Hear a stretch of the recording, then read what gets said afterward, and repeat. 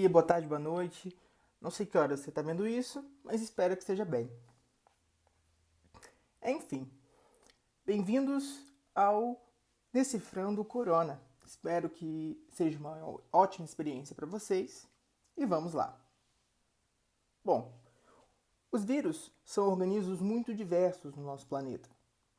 Aqui a gente vê um esquema mostrando os vírus que utilizam os vertebrados como hospedeiros. A gente tem aqui a família Coronaviridae. Como coloquei no início, a família Coronaviridae, por exemplo, tem 2 subfamílias, 5 gêneros, 26 subgêneros e 46 espécies. Esses vírus variam de ter apenas 2 genes, aproximadamente 2.000 bases nitrogenadas, que são aqueles A, T, C, G, ou AUCG, se formos falar de vírus de RNA, até mesmo vírus que possuem um material genético com 2.500 genes. Então eles variam bastante aí em relação à sua complexidade. É uma família grande até. Não tem apenas o SARS-CoV-2, que é o coronavírus causador da Covid-19. Bom, nos vírus, a gente tem 4 impérios, 9 reinos, 16 filos, 2 subfilos, 36 classes, 55 ordens, 8 subordens, 168 famílias, 103 subfamílias, 1.421 gêneros, 68 subgêneros, 6.590 espécies de vírus. Quem classifica esses é o Comitê Internacional de Taxonomia de Vírus, International Committee on Taxonomy of Viruses, o ICTV. Bom, aqui a gente tem a morfologia clássica dos coronavírus. A família é chamada assim devido a essas proteínas que ficam na superfície do envelope viral, que formam uma espécie de coroa ao redor do vírus. Corona, do latim, coroa. Aqui a gente vê fotomicrografias dos coronavírus, em que eles apresentam essa morfologia de coroa. Essas coroas são formadas de proteínas S, chamadas de proteínas spike, espinhos em português. Aqui a gente tem a proteína M, também envolvida na adesão, como a proteína spike, e outras proteínas que compõem esse envelope dos coronavírus.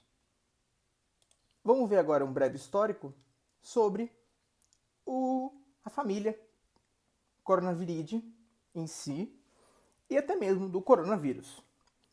Em 1912, na Alemanha, veterinários observaram casos de felinos com febre e com a barriga inchada, mas não sabiam o porquê disso. Nada do que eles já tinham visto tinha semelhança com o que estavam vendo. Eles viram também, em seguida, que a mesma causa que aparentemente ocasionava isso nos gatos também causava bronquite em aves e infecções intestinais letais para porcos que, se acometidos até 2 meses de idade, morriam. Então, era um agente etiológico muito diferente do que eles já tinham visto até o momento. Na década de 60,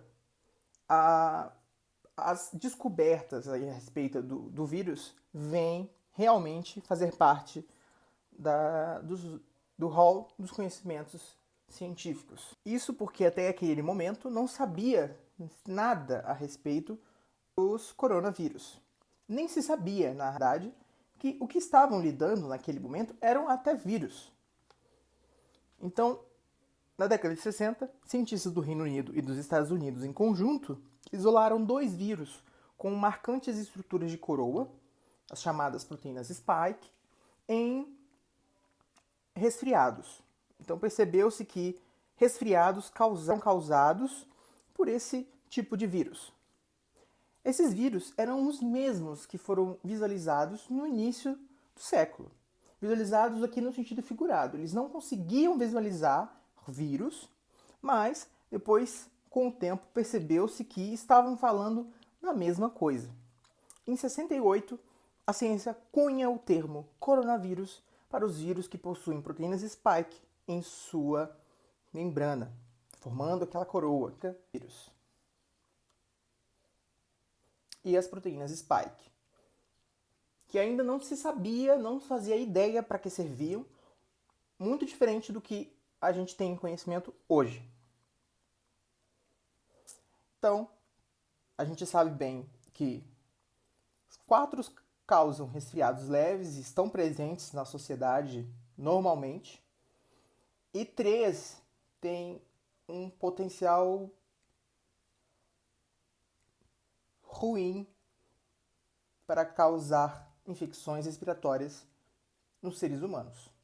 SARS-CoV-2, o MERS-CoV e o SARS-CoV. Isso é importante porque até a pandemia de SARS em 2003, nós não imaginávamos que os coronavírus seriam tão letais em seres humanos. Como eu disse, em 2003, a gente tem os cientistas perplexos com uma pandemia sendo causada por coronavírus. A gente tem na literatura que hoje se estima que existam outras pandemias no passado, mas em 2003 foi a primeira que, cientes daquilo que a gente estava lidando, nós estávamos verdadeiramente lidando com um coronavírus, o SARS-CoV. Ao longo desses anos, até chegar a 2003, também percebeu-se que eles tinham uma característica muito ruim, digamos assim.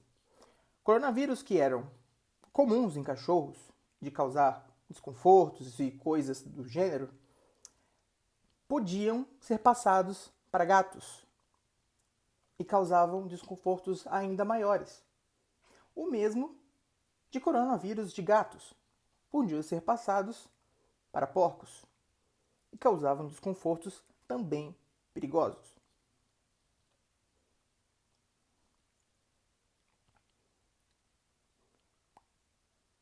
Somente depois do episódio de 2003, percebeu-se a periculosidade envolvendo coronavírus, no sentido dos seres humanos. Em 2012, novamente ocorre uma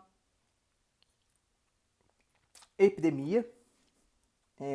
Essa questão de pandemia varia aí do sentido de quem interpreta, mas muitos interpretam como uma epidemia do Oriente Médio inteiro, na qual coronavírus de camelos passaram para seres humanos pelo contato, e os seres humanos foram capazes de passar para outros seres humanos, e assim propagando esses vírus. O coronavírus de 2003 tem a sua origem provável nos morcegos. Essas duas experiências que nós tivemos deixaram mortos, deixaram pacientes, a MERS mais letal do que a SARS, mas foram rapidamente controladas porque a dispersão, tanto da SARS quanto da MERS, não era algo muito alto, não tinha uma velocidade de dispersão muito alta. Em 2019, no entanto, no finalzinho do ano, a comunidade científica é pega de surpresa no dia do Réveillon, com a notícia de que em Wuhan, capital da província de Hubei, que é como se fosse um estado lá na China, relata uma nova síndrome respiratória muito parecida com a SARS, mas com um perfil um pouco diferente, tanto de reação quanto dos sintomas. O vírus também não é o SARS-CoV. Rapidamente, a gente consegue entender que não estamos lidando com nenhuma forma diferente da SARS. Os cientistas comprovam que é um novo coronavírus. Ali estava nascendo a Covid-19. E de onde é que veio esse bendito SARS-CoV-2? Através de sequenciamento, ou seja, através de uma análise minuciosa de todo o material genético dos vírus SARS-CoV e SARS-CoV-2, a gente calcula que por volta do ano de 1200, há alguns séculos atrás, ocorreu uma divergência, ou seja, um ancestral entre SARS-CoV e o SARS-CoV-2 divergiu e originou duas linhagens, a SARS-CoV e a linhagem que daria origem ao SARS-CoV-2. A linhagem do SARS-CoV-2 é um pouco mais complexa. Ela teria sido originada por uma especiação, ou seja, a formação de uma nova espécie há cerca de 40 ou 70 anos atrás. Já que ela tem um irmão, o HAT-G13, que é presente apenas em morcegos, possui uma semelhança muito grande em relação ao material genético com o coronavírus atual. Esse irmão, ele não tem, por exemplo, a mesma proteína spike que o coronavírus. Então, ele não tem a capacidade de reconhecer um receptor especializado que o coronavírus usa para infectar células humanas. Então, nós sabemos que o coronavírus, ele não é um vírus de laboratório, ele possui uma origem natural e possui parentesco muito grande com outro coronavírus que só está presente em morcegos atualmente. A gente tem que lembrar que o coronavírus tem essa peculiaridade. Ele consegue fazer essa viagem interespecífica, certo?